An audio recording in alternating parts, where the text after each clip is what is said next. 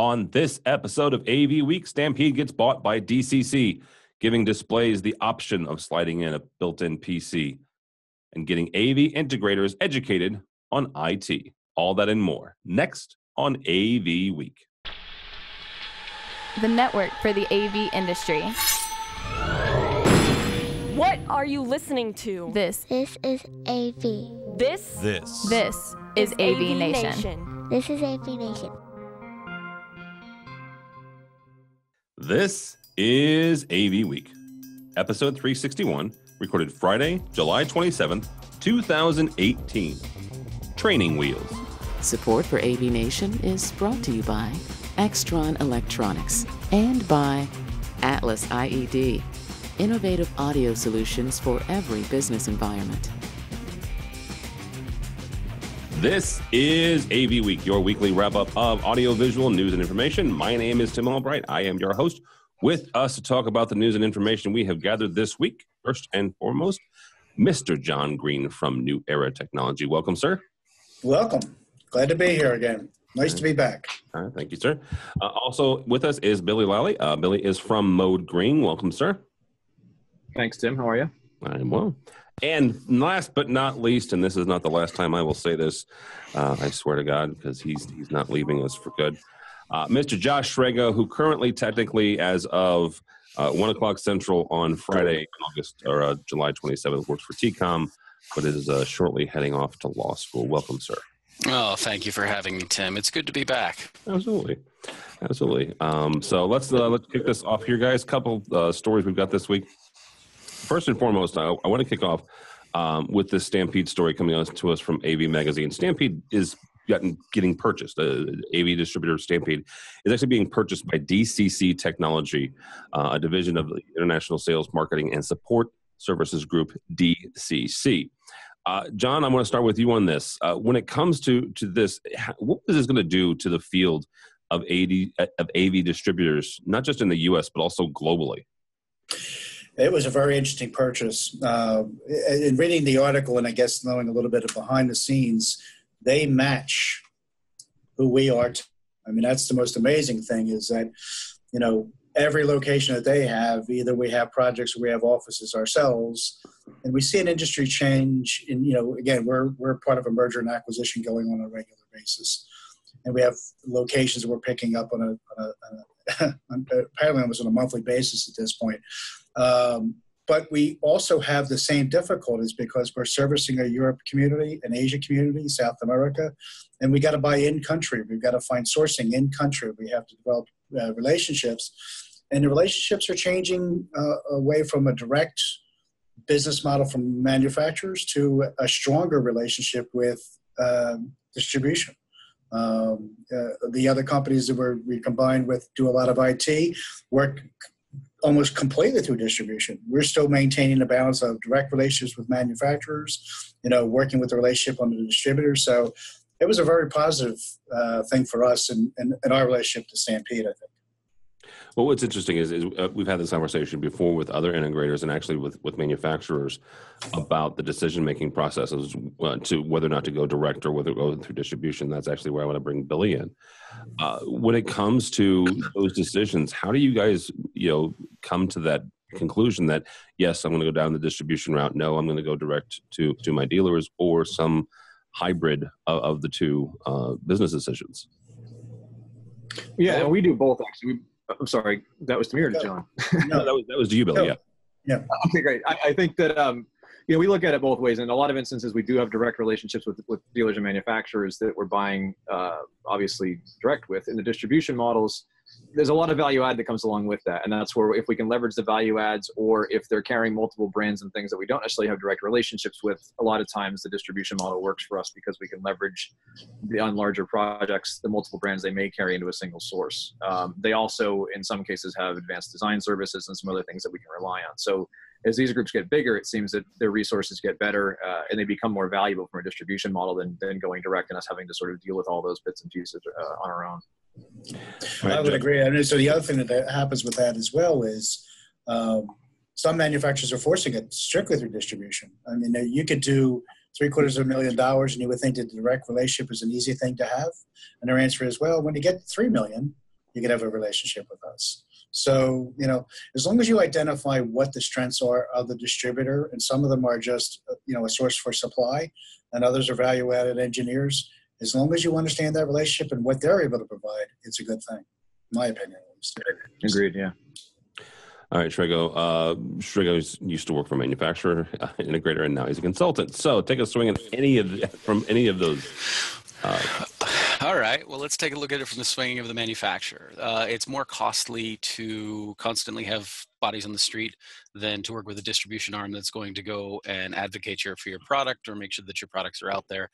The way that they incentivize distribution is very different than the way that they incentivize reps. It's very different from the way that they incentivize hired employees. So there is a cost savings effect through distribution because you're able to reach a lot of people that you may not have been able to reach previously, because when somebody calls a distributor, they're often looking for full product system solutions. I remember being an end user calling Full Compass and asking questions, and they're like, oh yeah, we have that, but we don't have this thing that you want, but we have this other alternative, and you can go with that, and that'll flip that around for people. So that creates an advantage from the manufacturing standpoint. From the integrator standpoint, let's look at the consolidation of the industry. How many people have bought international organizations in the last year or expanded their international efforts? You need to have centralized buying capabilities. You need to be able to have the partners that you can trust to get you the products that you need, not just in one region anymore, but globally. So having international distribution of a single product line or a manufacturer's line is going to give you the capability to do that. So that's going to allow you to grow and have those resources. And the same would be true for the consultants, is that when we're looking to spec a product in, let's say, I don't know, Dubai, where there seems to be a lot of construction these days, then we need to make sure that they are going to have access to that. And if I called up and actually a perfect example from the real world is I called up my QSC guy and said, I need to know how I'm going to get this product. And he's like, well, we're just going to have to get it to you through distribution. Well, if I already know that I have to get it through distribution when I'm going to certain regions because manufacturers don't have direct support there anymore, now we're back to the manufacturer argument that I can now support regions that I don't necessarily have bodies in, which creates the relationship with the consultant, which gets it specified. And then I know that I can supply it through a specific distribution channel, which the integrator, whoever will be servicing that region, will have support for both locally and globally. So it creates this lovely supply chain and is the next evolution for a lot of the things that we're doing. There are going to be people that don't want to move there, but we keep moving ourselves closer and closer to the IT distribution methodology, and this is just the next step in that. So let me ask a dangerous question. Does that mean that eventually there will be no direct sales to integrators, where we'll completely move to the distribution model, i.e. IT? I don't think that's actually feasible in our realm due to the fact that we have a lot of custom programming, and there's training that's required and training that's involved to understand complex DSP distribution, complex control platforms, things that go in with that. So there's a certain amount that will still have to remain direct. But at the same time, having the lower end product be available for distribution and working in partnership in conjunction with proper system designers like consultants or high-end design build places, that's going to lead to that. It's just making that product available through distribution in regions that can't be supported is going to need to be there, but there's still going to be a certain amount of qualifications and authorization that will be required. So there'll be a sort of an intermediary layer for certain aspects of the industry. Yeah, I'm going to tag on to that, and it's two-sided. The relationship that the manufacturers are having with systems integration is changing. Years ago, there was probably not a Thursday or a Friday that I didn't have somebody visiting, and that's dropped off immensely. And I think that a lot of the manufacturers are beefing up their support of the distributors and the technical knowledge. And I think the reason for that is obviously, our industry is growing at a feverish pace. I mean, the need for technology and who's using it and how many people are using it, there's going to be a rote response to that, and distributors can handle it. I think a year from now, you're going to say, you should buy our product because we have this boutique thing called direct relationship. And you're going to see certain manufacturers creep in and literally go, you want to have an intimate relationship. That's where it's really going to be successful. And I think that they're going to probably gain some business where, it's just like us. You want to work with us because we're small and we're boutique and we have a direct relationship. You don't want to go to the distributor route. And I think that people will buy into that. No, I agree with that, especially when it comes to tech support after the fact as well, where you're not having to route through and have, some distributor log in and then 15 passwords to get back to the right manufacturer, or deal with a rep to go and get that relationship direct for tech support. So that may shift or may not shift, but I know that we certainly have better luck on the direct dealership side on dealing with the tech support pieces. Yeah, we maintain that same relationship. There's no other way we're going to go about it, no matter what. Yeah. Right. And it also, I think, levels the playing field from us as an integrator, especially in a bid situation where we're not necessarily dealers for everything that gets bid by a certain consultant or everything gets spec'd by a consultant. It opens up the playing field a little bit, as opposed to only the integrators that have those direct relationships being competitive in those bids. Yeah, absolutely. I'm going to throw a big, wild, hairy, outrageous idea. As a service, why I don't doubt that the relationship from, let's say, a company like, let's say, Coke says, oh yeah, these are our standard rooms, and they cut a relationship with a distributor, and the distributor packages it all on pallets and then says, okay, just get all this stuff and install it at Coke at these locations at this time, and that's what our role is. And we don't even buy from the distributor. It's already been purchased, it's already been racked and stacked and or, put on a pallet. And all we have to do is get in there and do the work. We get paid for doing it as a service. Yeah. All right, guys. Next story comes to us from our friends over at Daily Do, dailydoo.com, DOOH. NEC over in Europe is unveiling their new slot-in PC displays. What this is, it's a new slot-in device based on the 7th and most recent generation of the Intel Core TM processor technology, including a Core TM i3. What this allows you to do is you take an NEC display and you can slip in basically a computer. Billy, I want to start with you on this, actually. For what applications are modular displays and / PC combinations like this ideal? We're seeing it a little bit on like the quote unquote smartboard category, the touch overlays and things like that. If we're putting them in dedicated conference rooms that people don't want to be bringing laptops into, more enterprise accounts where they can log in with like Office 360 or something like that and just get into their account. I know Panasonic's been doing this forever with their different modular pieces, and with some success, some not. A lot of times the screen technology is being outdated so quickly that you can't keep up with the PC inside anyway. So for me, it's good and bad, right? So I think natively everything's going IP naturally, certainly in our world, IPTV and so forth. But as far as the PC, it would be an interesting thing to see how well the computer technology keeps up with the glass technology. That's actually a really good point. Is what how often do you refresh the PC / the display? Shrego, from I guess a security standpoint as well as a integration standpoint, what are some of the drawbacks of having this modularness versus having a built-in computer? Well, first and foremost, by putting out a Windows appliance and if you're selling this through the AV channel, you are just opening yourself up to security problems of innumerable counting. The fact that we still have to bug AV manufacturers, what the baseline, what the default password and login are, and so many of them still come back with admin and password, just makes me sad every day. It makes me very, very sad. And now you're going to hand them a Windows appliance and tell them to install it, and it's like, that's not necessary. I mean, before at least we have the idea of, well, we live on a separate network, it's a different thing, and now we're literally handing them a Windows appliance and telling them to install it. This just screams security issues. At the same time, though, there is a certain amount of brilliance in this, in terms of its ability to distribute content for its ability to just generally distribute content for digital signage. Think about it in terms of loading Zoom on these PCs. Now you have a built-in PC, you provide a USB microphone, or just a Logitech C930 or C920 in a room, and you have your huddle room. You don't necessarily need to plug in an HDMI cable anymore because the platforms are getting more stable. You can add an HDMI input if this PC is capable of it, have an external input, and now add on to that fact that if you start incorporating IEEE standards, the PC gets one network connection, which could bring power to it directly and network connection to it directly. The display gets another one. Now you know when the PC's up and the display's down, both of them are powered over the network with these IEEE standards, assuming the display is small enough because we're still only talking 90 watts of power. But you're really getting into a point when you can literally just drop network connections and suddenly have a huddle room. That's pretty damned impressive with what you're going to be capable of in the long run. Do I trust that to AV installers? Good Lord, no. But I would trust that to an IT department to be able to deploy these. And at which point, do they really need an AV guy to hang a TV on a wall? Really? Josh, I'm sitting right in the room here, man. Yeah, but you'll be retired by the time this thing is over. I'm an AV installer. Come on, brother.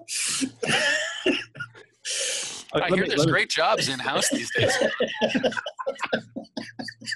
Plastics, John, plastics. Absolutely. Real quickly on that, though, Josh, you brought up putting Zoom on there. What about some sort of wireless display technology as well? It's ClickShare software. Yeah. Now it's software. It's not the box. Now it's Zoom. It's a software solution that you're going to preload, or they have arrangements with to make the room complete for the functionality that they need. It's a natural progression. Yeah. You're embedding everything in the display at this point, because what we keep providing is an endpoint to plug into a display. And what HD-based promise was the idea that everything was going to go direct to the display. It's never been realized. It's because the display manufacturers just haven't, for whatever reason, put a lot of HD-based connections in the displays. Projectors, a few of them did, but the displays themselves, there were very few that took advantage of that. Now, I mean, if you're going to start just embedding the actual content generator in the display, which we've already had for a while in terms of digital signage, Samsung has done this for digital signage capabilities, but if you're going to embed a PC in it, start treating it like an actual PC device, and it's basically just an all-in-one monitor. Imagine putting these things as desktop devices for all of your clients. This is what they have at their desktop. They walk into a meeting room, they just have a bigger version of it.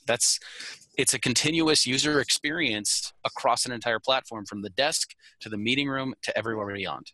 Yeah, and I think we're already seeing that again. It's the sparkification of the room. It's the hub style of the room.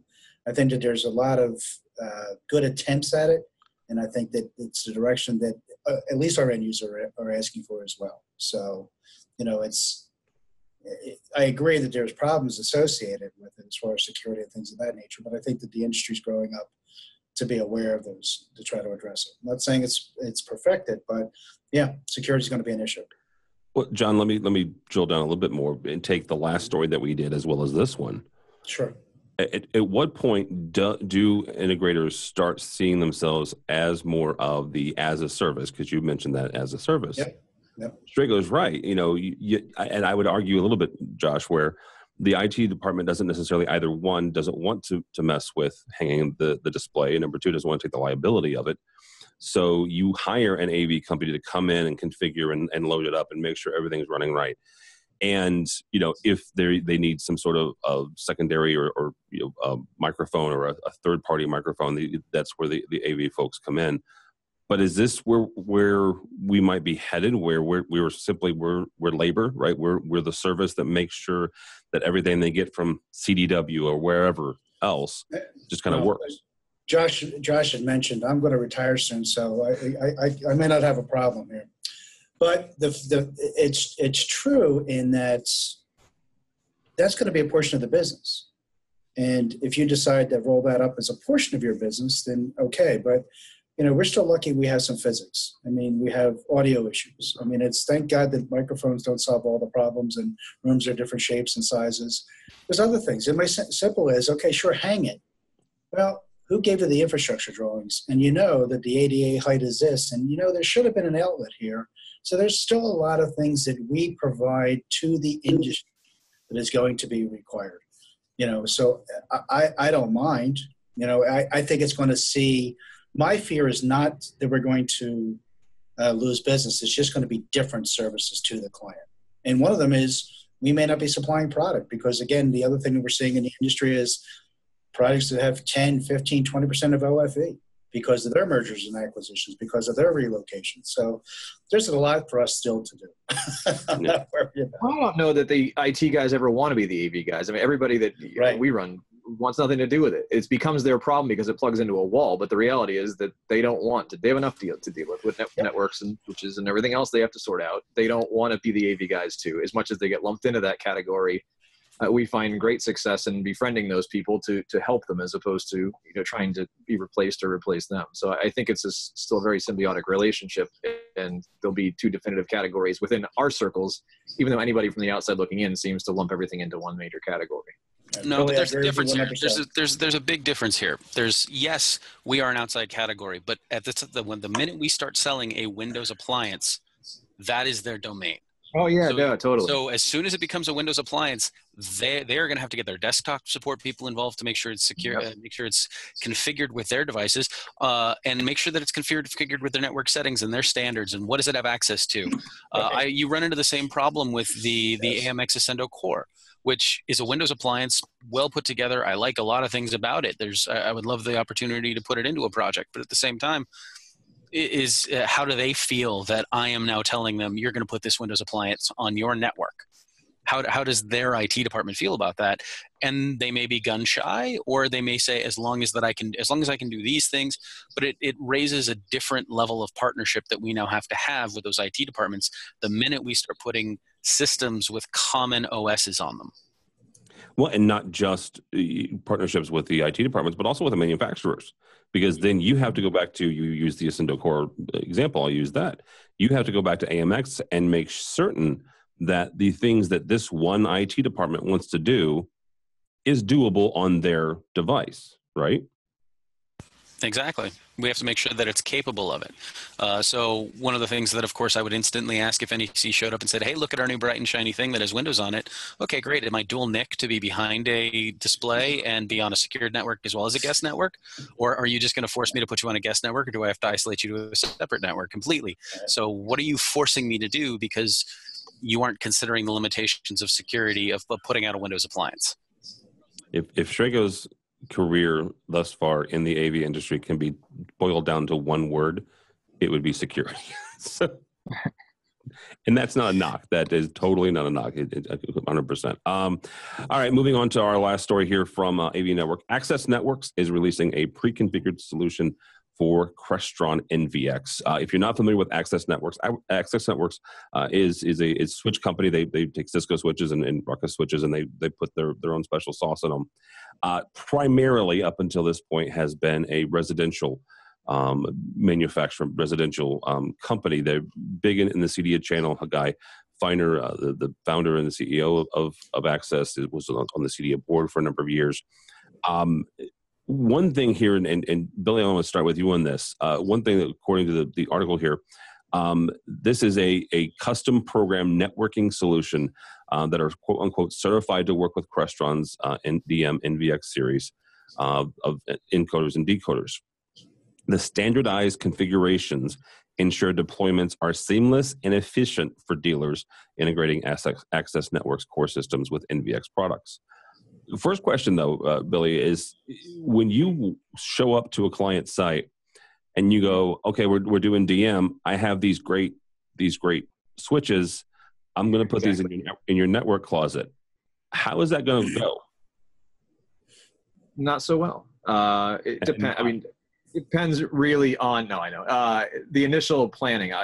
Hopefully there's meetings and design and everything else takes place before we just show up with the switches. So that if those conversations have taken place appropriately, and to Josh's point, all the security has been cleared and everything else, then that's much less of a conversation than just walking on the job site and saying, hey, go plug these in for us. But to me, anything that is being advertised as quick, easy, and seamless in our world is not so true usually.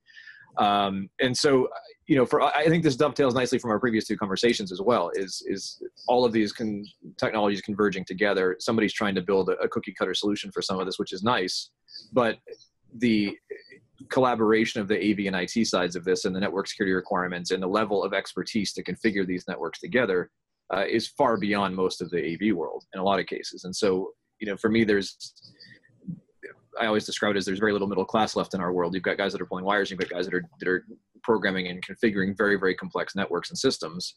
And so there's a huge void in the middle as to what that middle ground is from a knowledge standpoint. So to walk in with a solution, sure, if it's truly configured for that and it's designed appropriately ahead of time, so much of this comes down to those meetings and designs and everything else that take place ahead of time to make sure that that is seamless and that we're not running into those roadblocks of just surprising the IT crew with a whole group of switches that may not fit their standards. At this point, they typically want to manage all those after the fact. They don't want to veer off of whatever their existing switching infrastructure is with all this stuff just for AV. So if they want to manage that as part of their overall managed network, that might be a challenge. If they really want it separated and it's the AV guy's problem, maybe not so much. All right, Josh, AVX is relatively new here. But the fact that Access Networks has come along and already has a switch that helps integrators along, is this something that you guys can design with, or is this something to Billy's point where you have to have a longer conversation with your clients as you're assessing that out their needs and going separating it between what we've commonly called the separate AV network and the separate IT network, or if it's going on one combined network, then there's a different conversation. So here's one of the things that comes up with that is our 1G solutions at this point in time are still unreliable on a corporate network. So they're going to live on their own isolated network most times, specifically for reliability, especially as a global firm, because you don't control when they do switch management or where they do switch management, which means that they could end up updating a switch in the middle of a meeting and shut down your entire meeting, which is always fun, and no one gets upset about that ever. So one of the things that happens with that is because we're living on our own isolated network, this is an advantage for that. Let's recognize that. This is also an advantage for people that want to make this jump from just straight DM transmitters and receivers to DM NVX. So this is a partnership that allows education, and it's a stepping stone to get people that aren't necessarily ready to take on network configurations and help them get there. They can reverse engineer it and say, well, how did they do that? If they're then taking the best steps, they then say, why did they do that? But we can't guarantee that that's actually going to happen, because a lot of people just want to get the job done. They're there to deploy a system and be done. They don't necessarily want to take all that extra effort, because there is extra effort involved with that. It's just how it is. So there are a lot of positives that come out of this. At the same time, you're also then handing a pre-configured network switch to somebody who may not have any idea what they're doing with it other than plugging boxes in. This is a great partnership for Crestron. It's a great partnership for the network switch manufacturer. It's just not necessarily the right thing for those large-scale deployments. It's not necessarily the right thing for a high-tech firm where they possibly manufacture network switches, because we're not going to be able to tell them, oh, hey, yeah, I know you're this company, but we're going to put this company's switches in. No, not going to happen. Came up in a meeting recently where that happened, and somebody said, yeah, we're just going to put a Cisco switch in, and the switch manufacturer went, you're going to put a what in? Which was also my favorite moment in almost any meeting I've had this year. And we get into those circumstances where we have to take that into account. There's dangers and there's risk by deploying IP devices. It needs to be made easier to get greater adoption, because we're still seeing people that are afraid to take on that IP interval. They're afraid of what the responsibility is that comes with that. They don't know how to do it necessarily. This helps bridge that gap a little bit and is a great training wheel. But if they don't take the further steps to make sure that they understand what they're fully doing, then this could end up being more dangerous than helpful. All right, Mr. Green, question for you then. Is this something where, to use Josh's terminology, is this a good training wheel for your techs and for integrators to get familiar with configuring systems and deploying these AV networks? Because let's be honest, this is kind of where at least distributed audio and video, maybe not single room, my old days as a tech manager, a single classroom with a computer and a possible DVD player going up to projector, probably not those. But distributed video is primarily going down the road of the network. If an integrator is not there yet, if their techs aren't there yet when it comes to understanding the network, is this a good training wheel? Yes. I could expand on it, but I tend to agree. A couple of things that we experience is our approach as a company was to go get IT network engineers. I mean, that's the bottom line, is that if you don't have the talent set to really understand network, you're pretty much in trouble. And I agree wholeheartedly with what Billy said. The word surprise to an IT guy is just a disaster. Anytime that you're going to walk in without planning, they'll just shut the whole entire project down, and that causes disruptions that in some cases aren't recoverable. But One of the other things I think I'm beginning to discover is everybody still blames the AV guy. These networks, even at large corporations, are unstable. There's the debates about between, like, we're working with an enterprise that has, let's say, a consumer division, and then they have a professional division, and neither of the networks have standards. They all have different approaches, and we're trying to bridge both of those because we're just trying to put a digital signage across all of them. And they're like, well, it's okay for this guy, but it's not okay for this person, and their network is good for it, but this one isn't. So these type of devices that we see here, like the Access or any of it, any AV over IP, is helpful. It makes it a little bit easier, but it's not the ultimate solution. There are definitely bridges.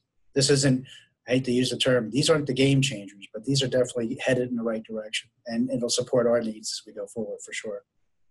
All right, guys. As we wrap up here, I want to say thank you to Mr. Strago. I'll put a link on Josh's article that he, very well-written piece in Commercial Integrator, explaining what he's doing. I'm not going to ask him to go over it now, but he is headed to law school, and he's going to come back. So thank you guys so much. Mr. Billy Lally, thank you, sir. How do people get a hold of you and or Mode Green? I'm Bill at modegreen.com, or the website is modegreen.com as well. That's the two best ways to get us. All right, very good. Mr. Green, thank you, sir. Thank you. Always still at J Green 6, and now New Era Technology. And New Era Technology, yeah. And Mr. Strago, thank you as always, sir. Happy to be here. Happy to lend a hand. Still can find me on Twitter at jstrago, LinkedIn, and well, I'm not quite sure where else you're going to find me other than the Santa Clara University campus for a little while. That's exactly right. He'll be among the inaugural class in about what, 2 or 3 weeks? Orientation starts 10 days. Ooh. Yeah. Classes start August 13th, so I don't even have my class schedule yet. Give your books. I can't buy books if I don't have a class schedule. I'm sure they're law books, though. So just pick out some law books. I have no. There is so much excitement, so many nerves, so much trepidation, and so much potential for what all of this could bring. And the big thing is again going back to I felt that this was the best way that I could help the industry in general. There's too many questions about precedent. There's too many questions about security, and there's too many questions about liability that we can't answer, and we don't seem to have the resource available to us to help us with that. And I got tired of asking the questions, so I finally figured I'd just go ask the people that actually knew things, and then maybe try and disseminate that information for a fee when I'm done with it, because God knows I got to pay for this thing somehow. Well, as one of the people who were honored enough to write one of your recommendations letter, I will agree with you. It's your assessment. So, all right, yeah, follow along with Josh as he heads back to law school. Honestly, for the AV industry. So, my name is Tim Albright. Don't follow me on the Twitters. Go by the website though, if you would please. AVNation.tv. AVNation.tv. You'll find this program and a host of others. While you're there, check out our underwriter section. These are the folks who help us financially, help us bring you AVWeek every single week, as well as our coverage of Infocom in June and CEDIA coming up in just over about a month. Also, while you're there, Wallace Johnson, the host of our live show and a fantastic live staging and events producer in his own right, is doing a webinar towards the end of August about media servers and live events. So check that out if that's kind of your avenue. So all that and more at avnation.tv, avnation.tv. Thanks so much for listening. Thank you so much for watching. It's all the time we have for AV Week.